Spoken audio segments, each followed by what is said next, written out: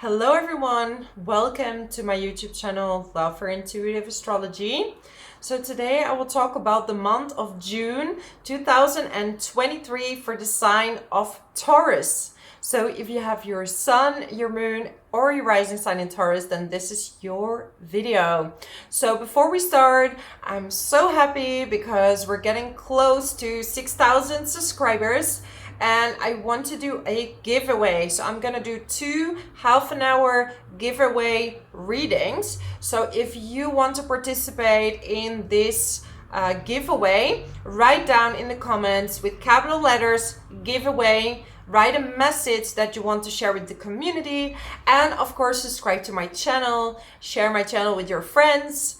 And so we can build this community, we can expand it, so more people in this world, we can help everybody raise their consciousness and elevate to the next stage in life, okay? So that sounded a bit dramatic. I was thinking about it in my own mind, yeah. Anyway, Taurus, let's talk about the month of June. We just passed your season, so we're going to Gemini season right now, and Jupiter is in your sign. So what a lovely time are you going to face, my amazing Taurus. Honestly, you're gonna have Jupiter conjuncting the North Node in your first house, so you're gonna feel elevated, you're gonna feel enthusiastic, and it's like you have this inner built faith to move forward. You're gonna be like, okay, I'm just gonna trust that whatever comes to me is for the best. So it's like this letting go of energy. And you know, you can put Jupiter kind of to the planet of manifestation, right? Because Jupiter is the planet of having faith, and when you have faith, you just know that things come to you, so you can let go. So if you're trying to control an outcome with Jupiter in your first house, you're actually gonna work against these energies. So let it flow, let it go, and let the universe guide you towards where you need to be, okay? Mercury is conjuncting Uranus at the beginning of the month, so you might have a lot of ideas. You might want to like suddenly change your appearance. At the same time, you're going to feel so happy that you might become a bit overindulgent. Okay, this is the only con with Jupiter in the first house, is that you're so happy that you're eating too much, and you might, you know, not only expand your consciousness and your life, but also your body. Okay, so make sure to balance it out with some sports. Yeah. I mean, at least that's my recommendation. Unless you want to gain kilos, then this is be happy and eat the food that you love, okay? If you have a very early degree ascendant, moon or sun, you're gonna be highly impacted this month because North Node and Jupiter are in your sun, moon, or rising sign. So that's gonna put a sunshine on you. It's Gemini season, so the sun is in your second house, so you're really gonna focus on how to make more money. Or maybe if you recently started a new job, you will see the first income coming your way, giving you new opportunity, because Jupiter is planting new seeds. Doesn't mean your life is gonna be flawless, there's no ups and downs, because I know that, you know, sometimes it's being exaggerated. It can bring you a lot of luck, but at the same time, you know, life is not about being on cloud 9 for 24 hours, which would be quite nice, but then it would be a bit boring, right? So you will be guided towards where you need to be, but at the same time, sometimes that means making space for these things to come. So things have to be left behind, okay? Pluto is very close to the midheaven. Again, for people with early rising, especially Taurus, you will see massive changes in your work. You might be like doing a complete different job than what you've done before. You're gonna be like, okay, first I was a doctor, and now I want to be guiding skydiving groups. I don't know.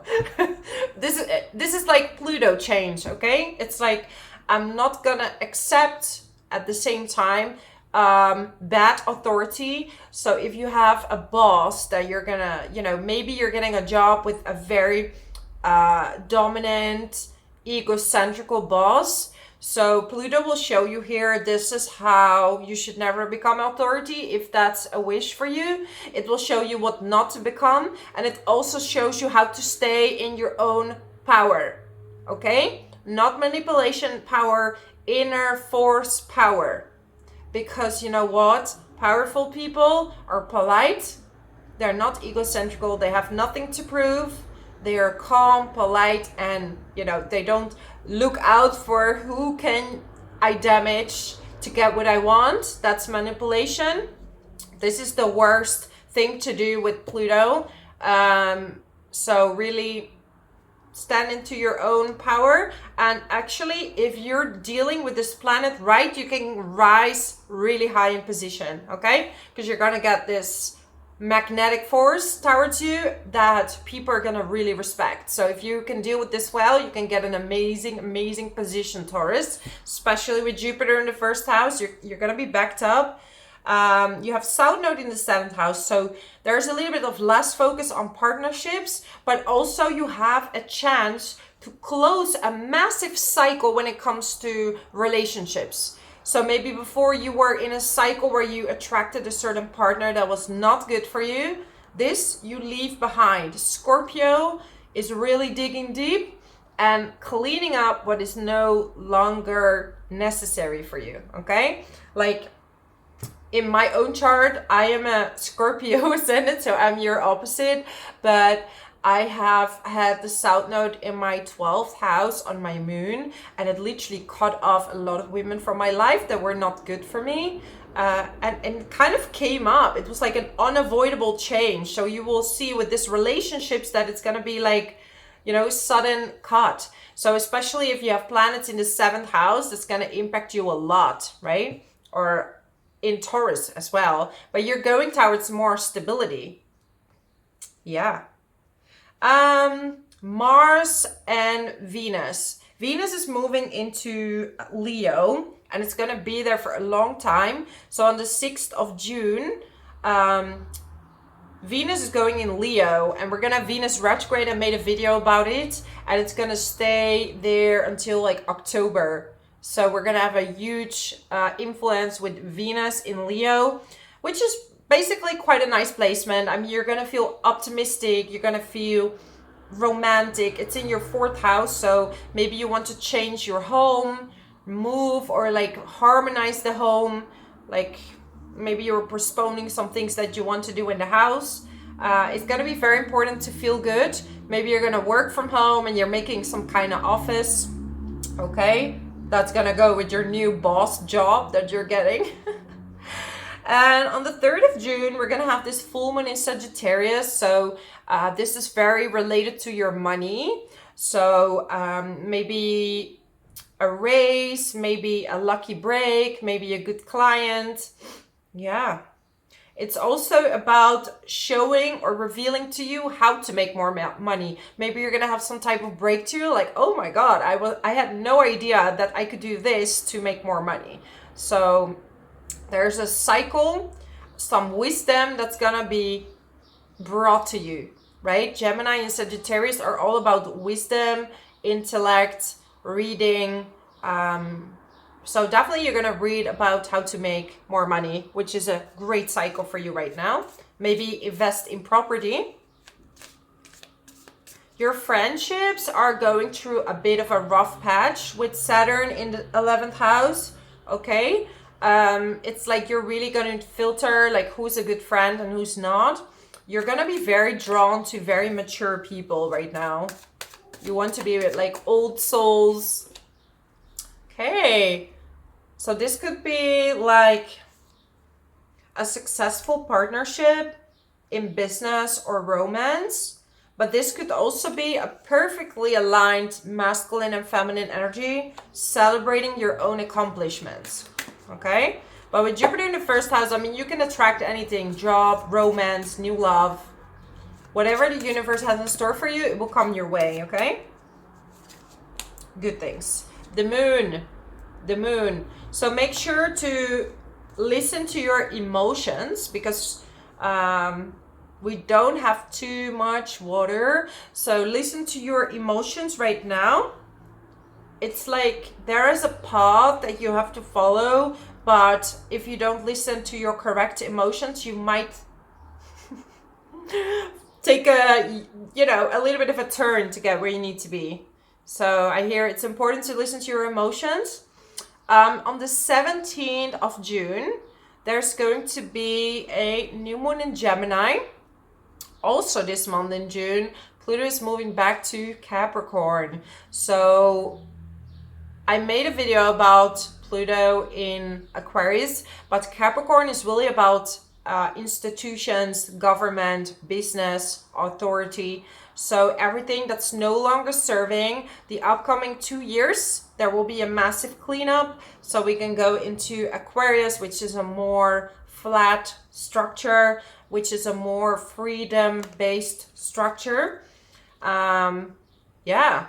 So maybe we're gonna deal with the pros and cons of AI. People are gonna rethink it, what worked from the old system, and what do we want to work towards, okay? For you, it's in your, it's close to your midheaven for some of you, and for some of you, it's in your belief system. So you really have to think, like some of you have changed religion in the past, since like 2008, you've changed your religion, you've changed your beliefs, maybe you went more into spirituality, changed the way you saw traveling, right? Like travel differently, maybe more consciously, or you didn't travel at all because you felt like, that wasn't good for the environment. So you became very conscious. And this new moon in Gemini, it's going to be in your second house. So again, there's going to be some changes with money. However, it's squaring Neptune. So you might be a bit foggy around this day. Dreamy, foggy. Things are not going to be like super clear.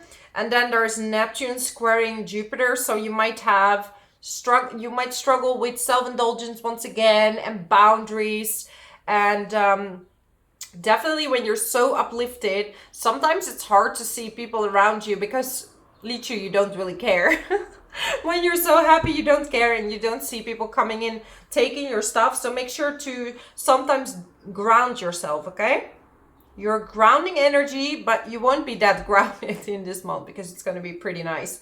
And then Venus and Mars in your fourth house. So you want to spend some time with your family, like I said, or restructure your house.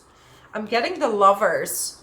So, and also so love is definitely in the air. So once you've maybe determined this type of partner doesn't suit me anymore, or maybe you talk to your partner and you fall in love with each other again. You said something that, that you wanted to be honest about, and it worked out well, and you're going towards a new path. But a lot of you some of you getting married, are in love.